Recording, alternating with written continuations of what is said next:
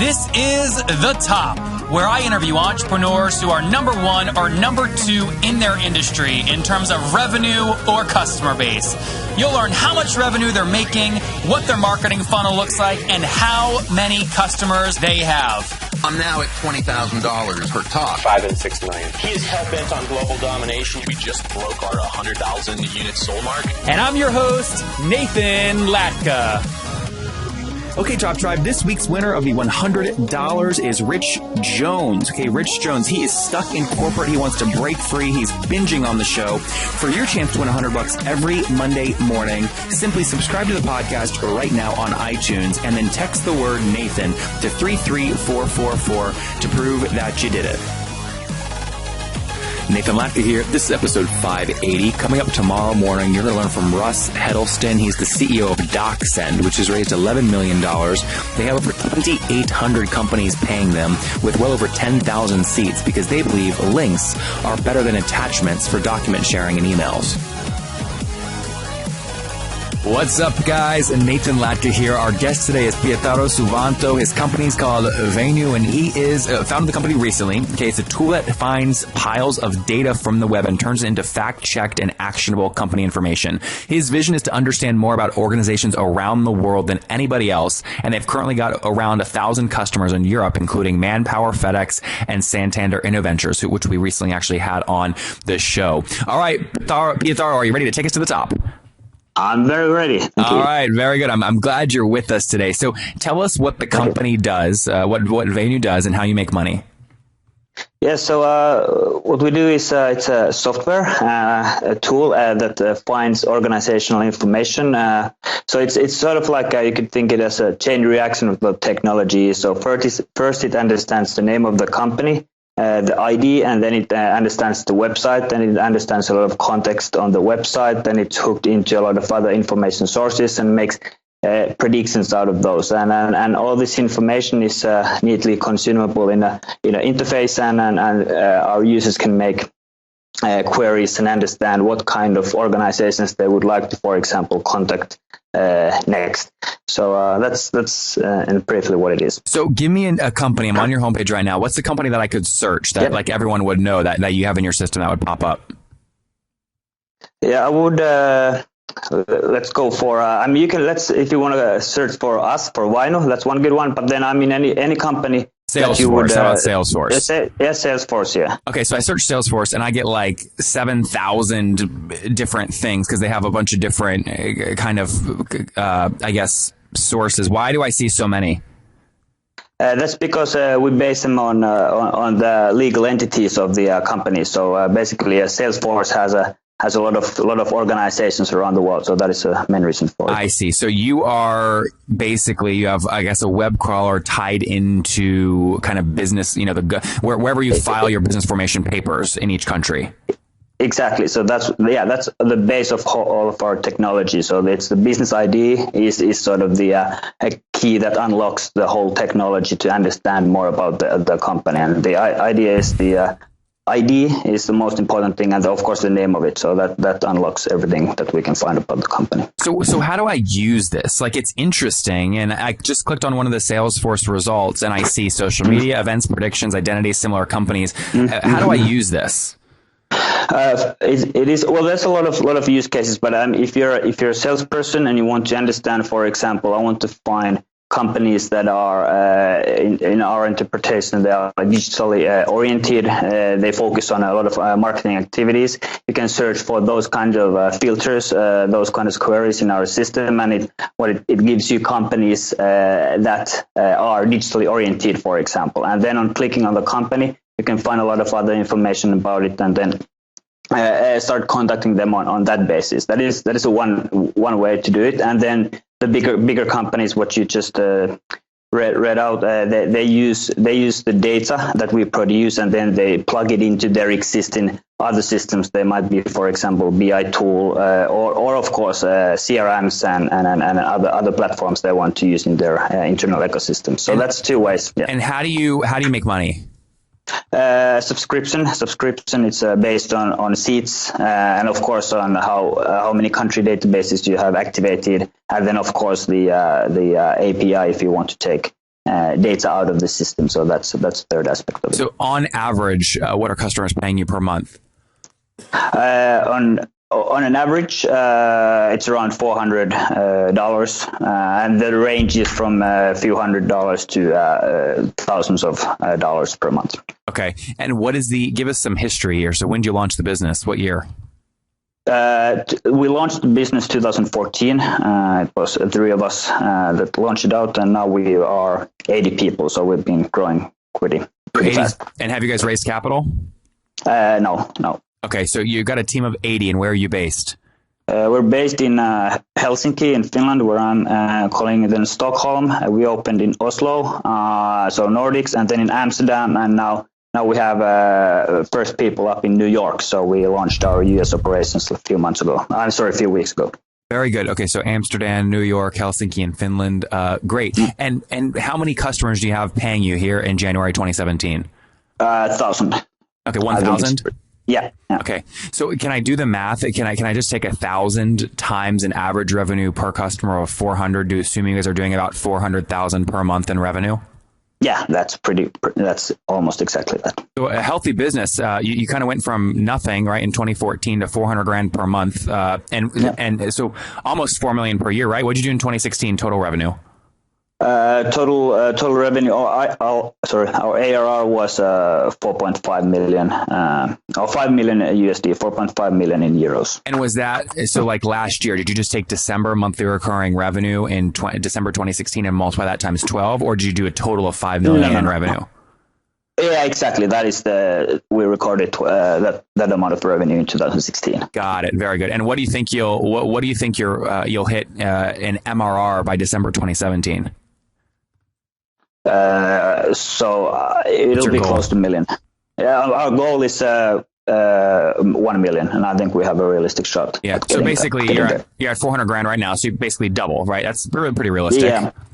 Yeah, it is. And what is so you have 1,000 customers. Where are you finding these customers? We of course use our own software. That's the best possible way to understand which prospects convert the best. And then of course, we have clients on other countries where we don't have active operations in. So that's a tradition, modern marketing, content, search engine marketing, social media marketing, and these kind of channels as well. So lead generation. So if I search, give me an example of you using your own platform to get new customers for yourself. So what do you search? So for us, for example, we know staffing is a strong industry for us. Logistics is a strong industry for us.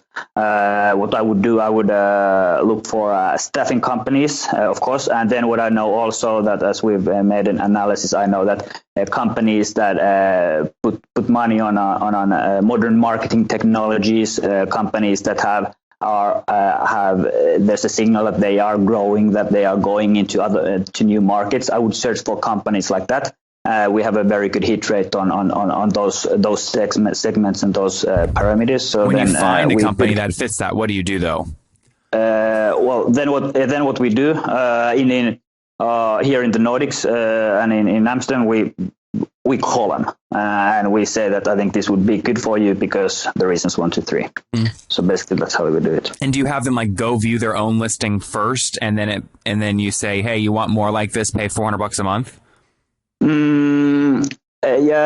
Yeah. So we have you can check. Of course, they can check how their company looks in our system without the demoing. But we demo the service, and then it's sort of a buy and try way. So we say that this costs the 400-500 euros per month, and then if you want to try it, then we pitch why they should do it.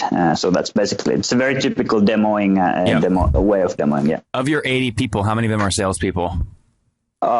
It's a pretty typical how it is organized in SaaS. So around 60-70% are in sales, and the rest of them are in product development. So it's around 50-60 is in sales, marketing, support, CS, and the rest of them are in product development. Product. If we jump back to unit economics quickly, what's your gross customer churn per month?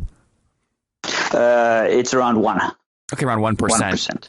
And then what does it cost you to acquire a new customer?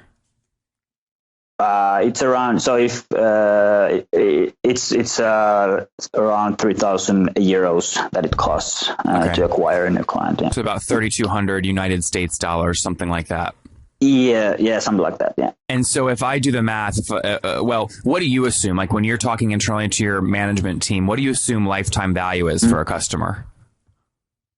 So we've calculated them out. I mean, if we count our average paying client, what the lifetime value is, it's I mean, if we just calculate the churn out, it will be somewhere around 20,000-30,000 euros, of course, but we don't have history that much around it because we are so young company. So the big renewal base the first really big renewal base was just actually on December. So we're getting more history around it this year. So Pietari, are you planning to raise capital, or do you want to just keep self-funding this? Yeah, I mean, we're very open to raising capital, actually. And there's a few things that we just wanted to get first in order, or want to get in order this year before I think we could be a very tempting target for the best and most tempting VCs. So I think the timing will be somewhere end of this year that we will be raising capital most likely. But as you know, you never know. It might be sooner, it might be later. That's the idea. That's your general goal, right? Exactly. How much would you like to raise in an ideal world? It depends on a lot of things, but I think let's say we have the 10 million ARR in end of the year. It should be the minimum should be like 5 million, but I think 10 would be somewhere that's the sort of the what we're thinking about. Yeah. But things change as you know. You think you'd raise somewhere between maybe 5 and 10 million, and then let's assume you do hit like 880 grand in monthly recurring revenue by the end of the year, so about a $10 million ARR run rate. What would you aim for? Like a 45 to $50 million pre-money valuation, something like that? Yeah, somewhere around that maybe. Yeah. Very cool. Well, this is great. Congratulations on the growth. It's a fast growing company. Where are you? So besides your own, so here's a question I have for you. You look at a company like PitchBook or CB Insights or Mattermark or these guys. What makes you different and better? I think the industry is very big. There's a lot of different players in the industry, and I think the technology is what we've built, and the infrastructure, how we've built the technology to acquire data and understand the company data and building predictions around it. I think that's what we've built from the very beginning. And I think that is what differentiates us from the other players. That's how we would like to see it, at least. How do you mentioned predicting which ones are growing? There's a lot of companies that are data sources for this kind of thing, like Full Contact, Clearbit. There's a bunch of companies. What companies have you purchased kind of API access to just to enhance your own data set? Actually, that's actually one thing. We haven't bought any API access to any data providers. So every data that is in our system is owned by us. So that's actually one big thing that is very important we want to hold on to as well. And so how do you, what's some of the data that you would say you have that other people don't have? When I look up a company, do you have revenue data or how many customers they have or things like that? We have some of those, and I think you might ask that why is it good to start a company like this in the Nordics? But I think that is one of the best assets we have, because the organizational data in Nordics is the best in the world, because we need to be very open about, for example, the revenue figures, and everybody needs to file those.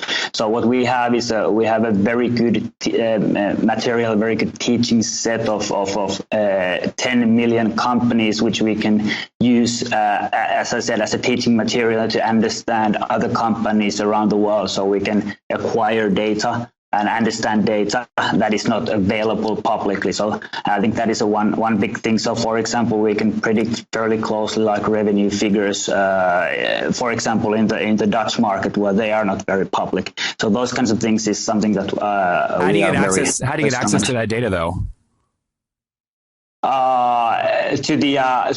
When it comes to the Nordic data, that's something that is something that you need to just make a deal with the local government officials, because that is something that is required to file by every company, every organization. They're public in the Nordic. So that is something that we get as a just by asking it, more or less. What about private companies that aren't public?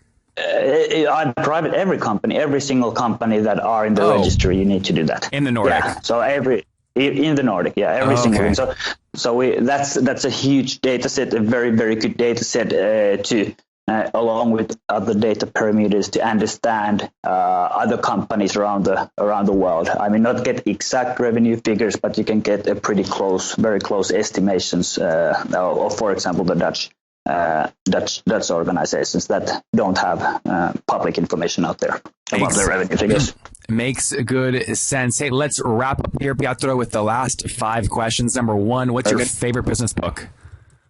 My favorite business book, I think it's it's from, I don't know if it's a business book, but from the 20s, the Dale Carnegie, How to Win Friends and Influence People. I think that is one of the best ones. Number 2, is there a CEO you're following or studying? I'm actually following. It's sort of in the industry we are, but I like Mike Bloomberg. I think he's a cool guy. What, by the way, you mentioned there's a lot of people in this space. Who name 4 or 5 other companies that are kind of in the same space?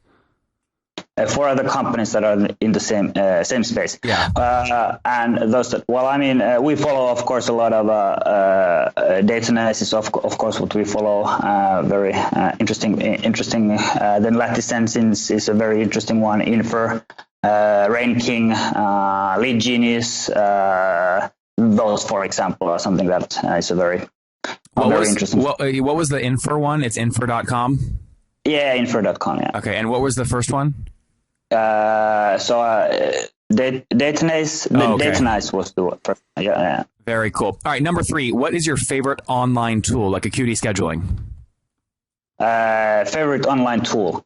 I think right now I'm very attracted to Zoom, the video conferencing. It solves a lot of problems. They just raised $100 million. Yeah, I can understand why. Yeah, they're doing very well. Number 4, yes or no? Do you get 8 hours of sleep every night? No. And what's your situation, Pietro? Are you married, single? Do you have kids? I'm married and no kids. No kids. Okay, and how old are you? I'm 33. 33. Okay, so last question. Take us back 13 years. What do you wish your 20-year-old self knew? That's a good question. I think that just be a bit more braver. I think that is something that I wish I knew when I was 20. Top Tribe, there you have it from Pietro. Be braver. That's what he wishes he knew when he was 20 years old. And Pietro, I'm getting your name right, correct? Yeah, it's Pietari. Pietari. There's an I on the end. Pietari. Yeah. I apologize. All right, guys. There you have it from, again, Pietari. He says, be braver. He founded the company just about 2 years ago. Again, 1,000 customers currently, self-funded, which I love. They did about $5 million in 2016 revenue. Each customer paying them about $400 per month. So MRR is about $400,000. They're doing about 1% gross customer churn monthly. They pay about $3,200 to acquire a customer with around a $30,000 LTV, although that data is early. They've got a team of 80, of which 60% are in sales and marketing and support. Again, founded in 2014, helping anyone get better business data. Pietari, thank you for taking us to the top. Thank you very much. If you enjoyed today's episode, go back and listen to Drew Cannoli yesterday. His company Organifi did $25 million in 2016 sales, 150,000 customers, and his goal this year is $100 million in physical product sales. Do you think he'll get there? Well, go listen and find out. Top Tribe, I love giving away free money. I feel like Oprah giving away cars, and I have something special for you today. How many of you have heard our super sharp guests talk about success they've had with Facebook and Google Ads? Well, all of you listening right now, yes, if you're listening, you get $100 in free AdWords. Here's how you get it, okay? Again, thanks for listening. Get the free $100 from Google, right, when you sign up with my website host provider, HostGator. Go sign up now to get your free money. HostGator.com/Nathan. Again, that's HostGator.com/Nathan. Okay, Top Tribe, I'll see you bright and early tomorrow morning. And don't forget, before you listen to any other episodes, subscribe on iTunes right now for your chance to win $100 every Monday.